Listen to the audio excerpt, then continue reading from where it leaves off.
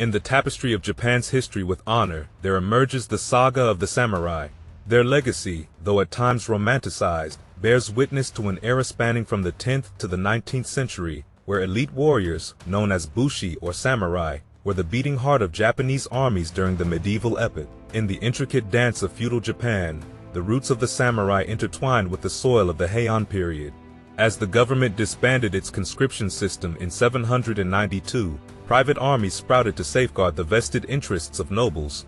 Thus, the term samurai was born, originally denoting an attendant in service rather than the esteemed military role it would later embrace.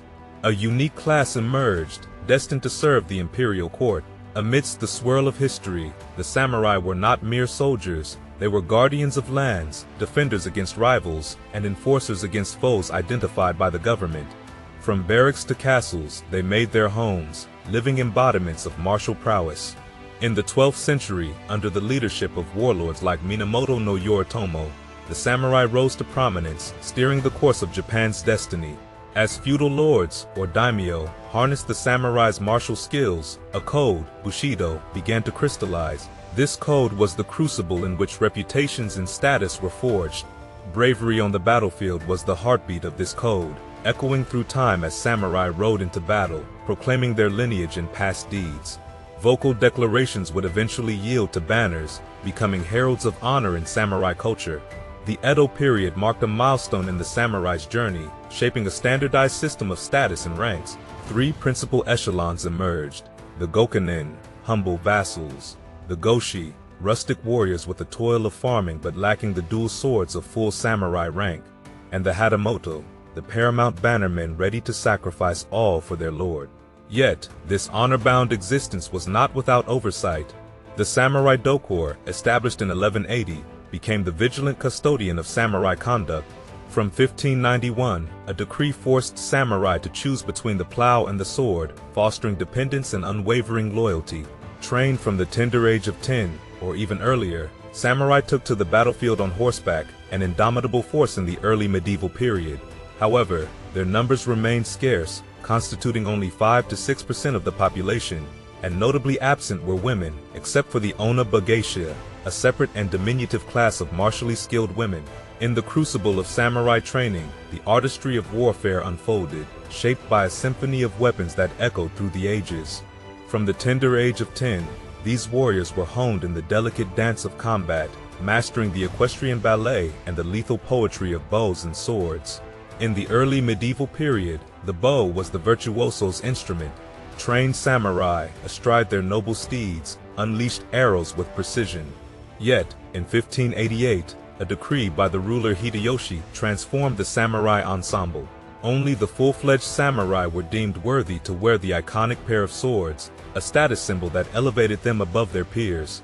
The sword became the soul of the samurai, dethroning the bow in the hierarchy of weaponry. Bows, crafted with laminated bamboo strips around a wooden core, were a testament to precision. Fired from horseback, the archer's wooden saddle provided stability, allowing the rider to stand while releasing arrows. A choreography of power and grace unfolded as arrows arced through the air, propelled towards destiny. The katana, a curved masterpiece of steel, etched a legacy that reached back to the 8th century. Forged with meticulous care, the carbon content varied across the blade, balancing strength and flexibility. The katana, with a blade of about 60 centimeters, and its shorter companion, the wakizashi, adorned the samurai's attire, cutting edge held aloft. The tachi, an elder sibling with a longer blade, symbolized tradition, hanging suspended from the belt with the cutting edge facing down. Crafted by master artisans, these blades stood as some of the finest and sharpest in the medieval world.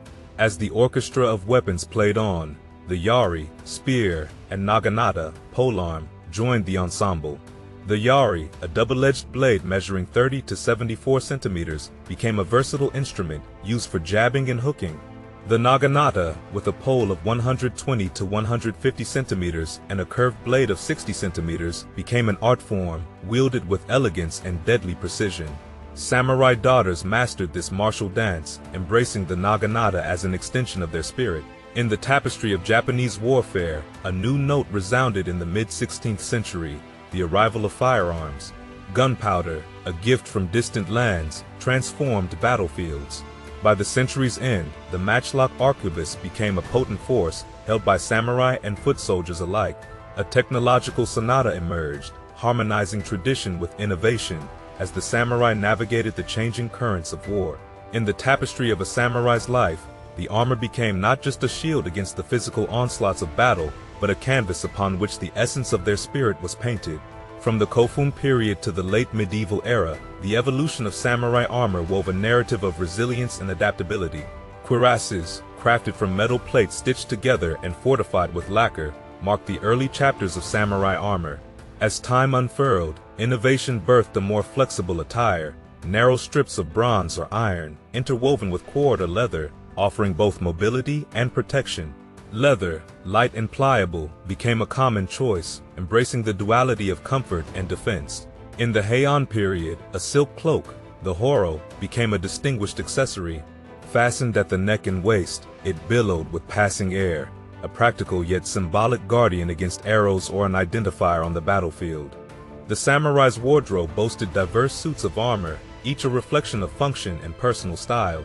The oiroi, a box-like ensemble suspended from the shoulders, weighed a formidable 30 kilograms, a testament to the endurance of its wearer.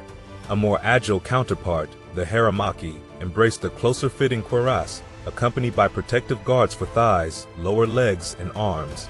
Yet, amidst this defensive prowess, the samurai paradoxically left their feet vulnerable, clad only in socks and simple rope sandals. The helmet, a kabuto, emerged as a crown of war.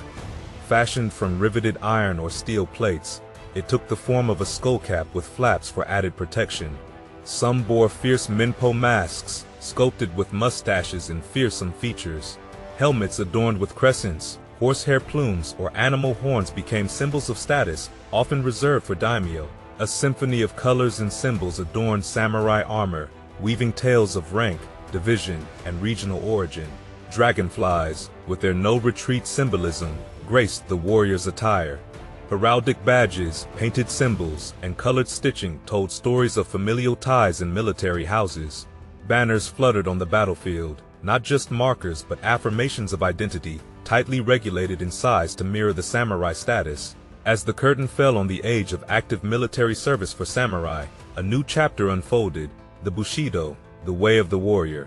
Compiled in the late 17th century, it sought to codify the virtues of chivalry, loyalty, and self-discipline. Yet, behind the veneer of honor lay a pragmatic reality. Battles were not always noble, promises were broken, villages razed, and defeated foes slaughtered. Financial gain and social ascent drove the samurai, and their dark reputation for collecting severed heads spoke of a pursuit far removed from chivalry. In the corridors of samurai legacy, the resonance of honor often found its echo in the haunting ritual of seppuku. For those dwelling in the upper echelons of this warrior class, the call to fight to the death was a solemn pact. Even if it meant confronting the harrowing choice of self-disembowelment, the samurai would embrace this destiny to evade the ignominy of capture. Seppuku, also known as harakiri, unfolded as a ritual of profound symbolism. Clad in a white robe, a symbol of purity, the warrior would draw a knife across his abdomen, for it was believed that the spirit resided there, not in the heart. This method, though not swift, was laden with ceremonial significance. An assistant, wielding a special sword called a keishakunin, stood ready to fulfill the final act, the decapitation of the samurai.